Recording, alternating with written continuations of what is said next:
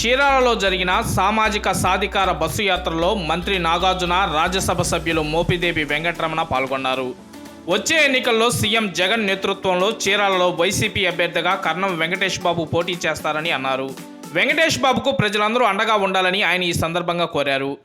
అలాగే బాపట్ల ఎంపీగా సురేష్ పోటీ చేస్తారని దాంట్లో ఎలాంటి అనుమానం లేదన్నారు.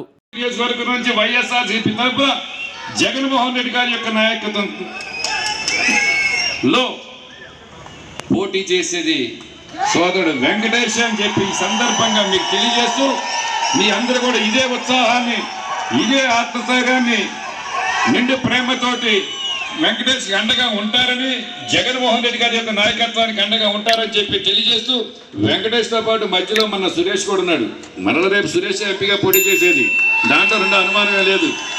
కాబట్టి ఇద్దరు జోడు గుర్రాల యొక్క కలయికతోటి ఏక సారితోటి ప్రయాణం చేయాలని చెప్పి మీరందరూ కోరుకుంటూ నాకు అవకాశం ఇచ్చిన పెద్దలకు ధన్యవాదాలు తెలియజేస్తున్నాను.